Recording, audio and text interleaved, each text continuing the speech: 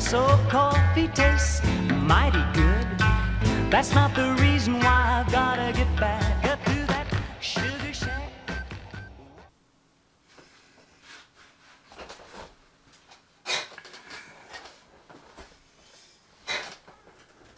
Hi everyone, Jim Tedesco here from Millennium County Railroad version 2.0. As promised, I did a video on the installation of the Rapido rail crew switch machine and switch stand. It's not too long, but if you're interested in it, watch it through, and if you have any questions, let me know. And I don't usually do 2 videos in one day, but hey, it happens. So, enjoy.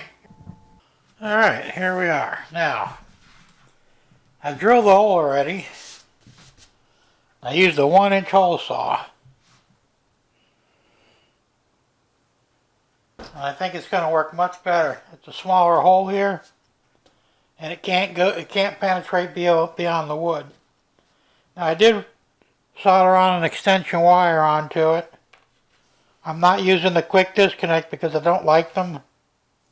And I figured it made more sense to just solder the wires in. So that's exactly what I did. So, I'm going to push this all the way down in there. It's a pretty snug fit, which is what we want.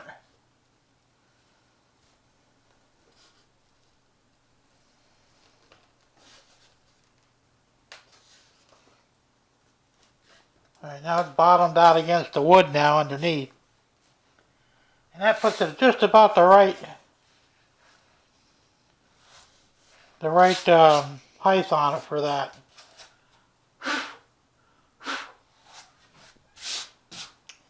So the next step is, I got everything over there on the other end of the bench, of course. Let me go get it.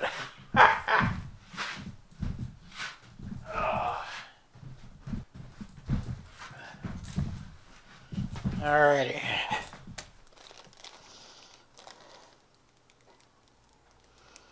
You know, the funny thing about these is they come with a switch stand already in them.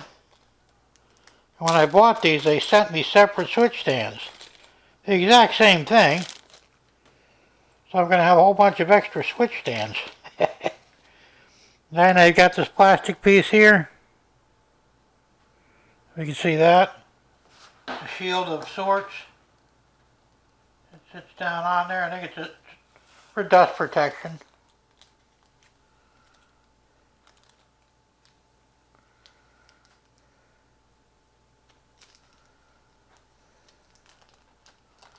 I hate these baggies.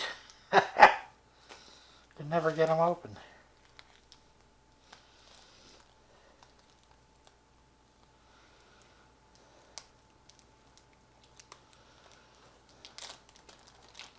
I'll be sure to edit that out. I tell you, you must go blind looking at this stuff.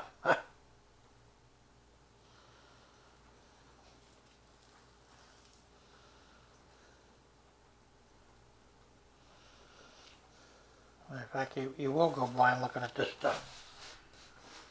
Now, the first thing I got to do,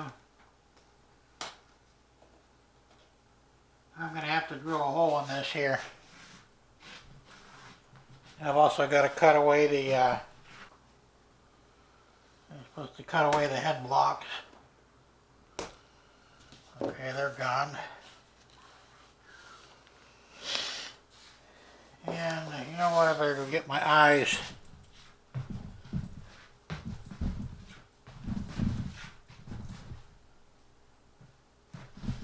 And this is why I don't do end scale. I don't think I could even, I don't even think with the eyes, the magnifier on, I could do end scale.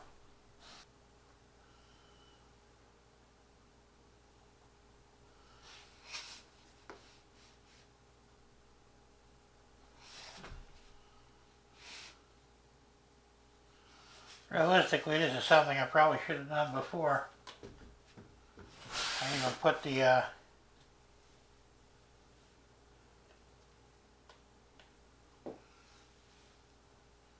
what the turnout's in place.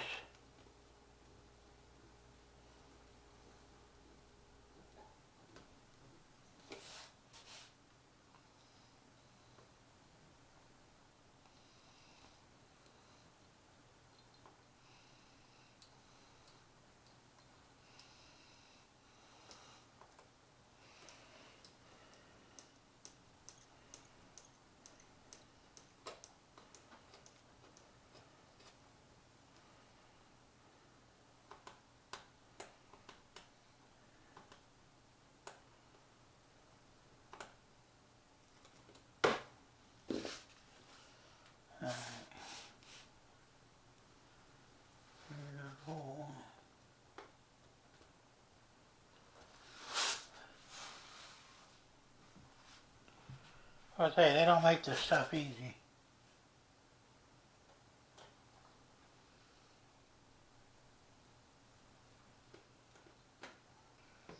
Gonna take a brief break and sit down for a minute. We'll get back to this in just a second. Okay, I'm back. What I have to do is I had to turn this a little bit with this tool so that I get free travel on both sides. I still got to take the spring out of this. That looks like it's going to be a whole ton of fun too. I might do that off camera. So now the thing's in there, it's in there solid. So if you're using the pink foam or any foam, use a 1-inch hole saw. You'll have to force that in there a little bit, but you'll have a nice snug fit of perfect. Like I said, I use the tool after you, and I screwed up because I was not quite out an inch from the rail. I'm a little over. So I had to make my own arm. But they give you plenty of extra parts here, so if you screw up like that, you can still do it. So, let me get the spring out of there, and I'm going to go off camera for a second. I'll pull the spring out and I'll come back on.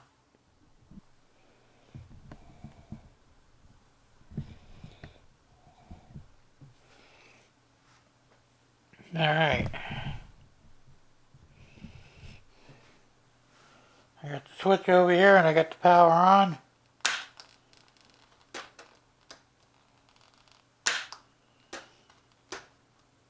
And it works, yay! So, you can see the switch over here. I don't have anything about it to yet, so just sitting there. But that's the basics of it. Now I didn't do the switch stand yet, so that'll be next.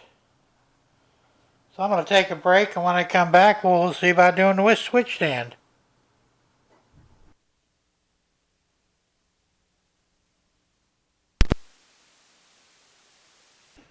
Okay, we're back. I took the camera off the tripod, got it as close as I possibly could. And hopefully, I don't know how good the focus is going to be, but this is what we got so far. We put the head block on. It slips over. Then you got the secondary piece here at the stand, which is the Raccor 31B. You've got three possibilities. You can use the Raccor 31B, the Raccor 17B, or the Raccor 20C. So, the next step, I inserted the, this is my pointer here, I inserted this piece in here, this copper rod. That's going to swing back and forth. Can't really tell yet, but so I've got to put, there's a top that goes on this, I think is here. These pieces are so small they can completely get out from under you.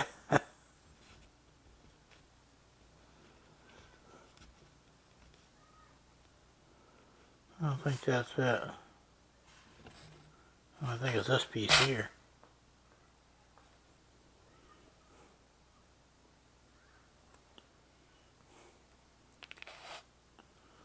Where did it roll off to? There we go.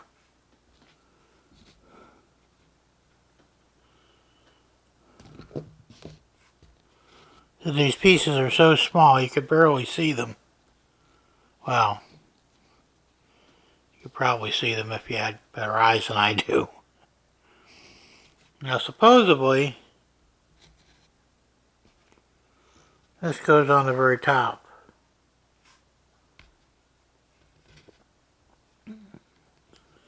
And of course they're supposed to be symbolic of lights, they're not.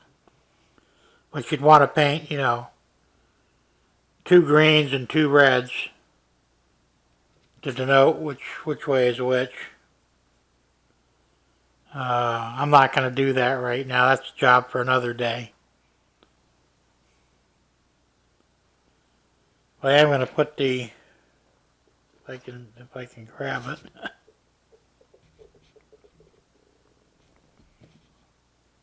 Or not. See, where are my, I'm going to have to find my tweezers. I'm not sure where they're at.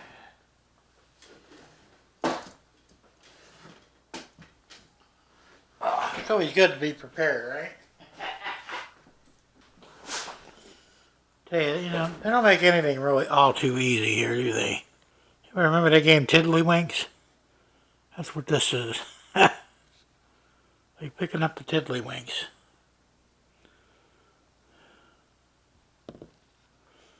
Alright, now we've got that, so it's main line. So we're going to put a drop of CA glue on there.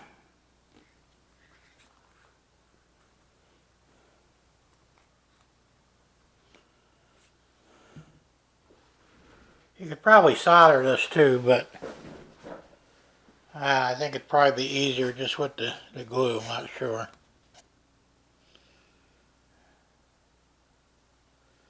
See if I can do this without dropping anything.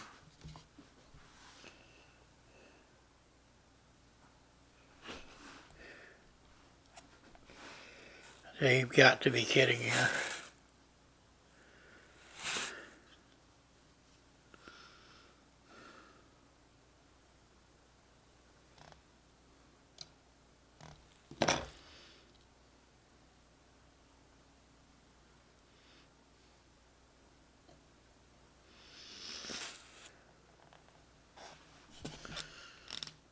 It's on there, yay! Now we're gonna let that dry. Well, I tell you, this stuff's not easy to do. I'm gonna shut the camera off and let that dry, and then we'll be back in to hopefully test it out. So stay tuned, be right back. Alright, we're back, and let's see what happens. I powered her up, so I'm going to flip the switch and... Oh yeah, there we go. Perfect. Yay! Now run cars through to make sure. Alright, that goes to the siding.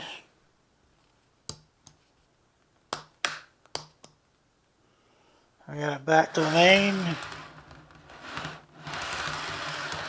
Very good. So everything works perfectly.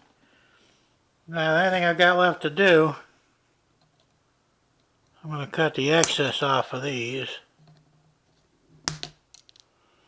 Alright, I would have used track nails, but I don't have any. And of course I'm going to decorate this with brush and whatever to hide it. And I use the extra gold pins for the actual post, because they give you 3 of them. So I just push those right into the foam and they stay beautifully. You could put a drop of CA on there if you wanted to, although I think it's unnecessary. But everything looks good and it works. So, I'd say overall we'd call this a success. Now, of course, I've got a lot more of these to do. And I'm not going to film all of them, but I just wanted to get this one done. If anybody has any questions, shoot them at me.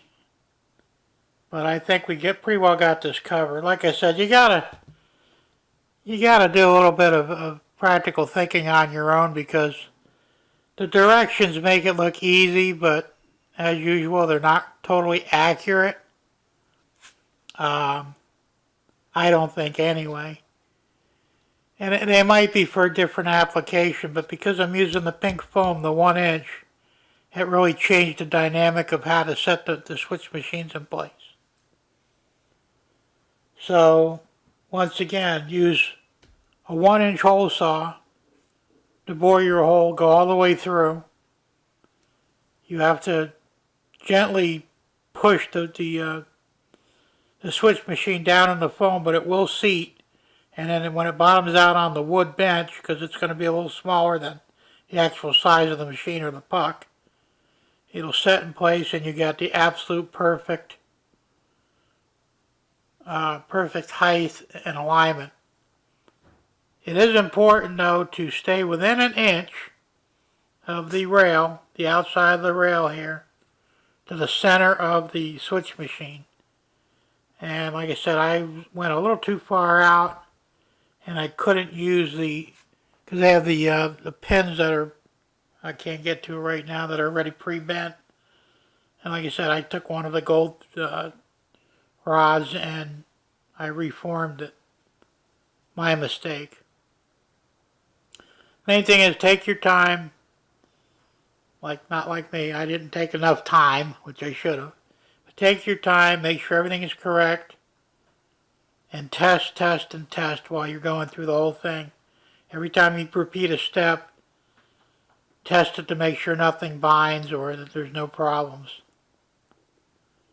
And I think that's about it. So I think I pretty well covered the Rapido Rail Crew switch machine and stands, switch stands.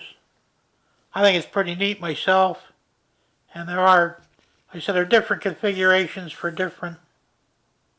Well, you can see those. They have all kinds of different stuff here that you probably can't see them too well. But for different railroads, they have different stuff. And the manual that comes with it will tell you. They've got one for Canadian Pacific, New Haven Rutland, Canadian National, Pennsylvania, Milwaukee Road. And I use the generic round one since I don't really have I have a generic railroad. So, and I said they've got some really cool stuff here.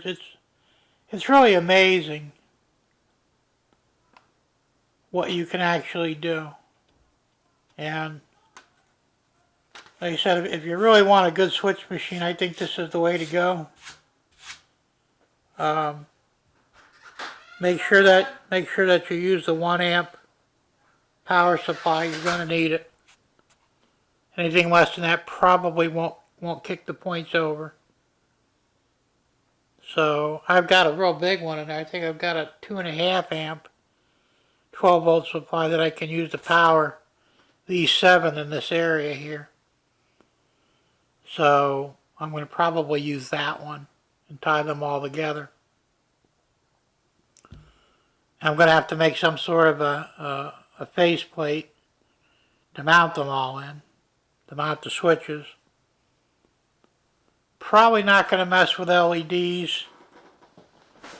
I'm not sure how you would go about using LEDs for this. I know you could use a LED momentary. So like you could have a green one that when you flip the switch, the green one would come on until you let off the switch, which would be like a split second. And then a red one for the others, for the siding, but I don't know, that just doesn't seem right. If you wanted to mess around with trigger switches, I've got miniature trigger switches you could probably mount one on the other side so that the other side of the switch point would actually catch it. And you, of course, you have to supply separate power to that. But you could have it so that when it, say, goes over to the main, your green LED will light. When it goes over to the siding or spur, the red LED or whatever color you want to use will light. I can show you how to do that. I'll probably wind up doing that anyway. Because, what else do I got to do here, right? And even though it's probably not necessary, I mean, you can look at the points and decide whether, which way you're going to go on it. But it's just always nice to, to have the lights. I guess it adds a little bit of a realism to it. So that'll be a topic for another show. But I'll work on that and we'll see what we can do. So I think that's about it. I don't want to drag this out too long. Well, now you know how these things work and how they go in. Like I said, you want to use the red and the black wire from the switch machine to the actual switch. Unless you're going to power your frogs, but there is the wiring diagram for that if you're going to do it. I don't power my frogs. I don't find it necessary. So I'm only going to be using the black and the red on the switch motors. And then from the switch, there's a gray and a white, and that's going to go to your 12-volt power supply. Pretty basic stuff. So basically, if you're not powering your frogs, you got 4 wires to play with. 2 for the switch motor, 2 for the power. Very simple. I would suggest soldering everything. I wouldn't use the... they have the quick connectors. I don't like them. They're not very accurate. They don't hold the small wires that well. And I'm using a 24 gauge wire, so, or 26 gauge, I'm not sure. It's a 24 or 26 gauge wire. And it really just doesn't hold that wire too well. So I'm not going to fool with that. So I just cut it off, soldered the wires, heat shrink them, you're good to go. Alright, well that's it for now then. So thanks for watching. I hope this was helpful. If you have any questions, shoot them at me. And until next time, keep it on the rails, and we'll see you real soon. Bye.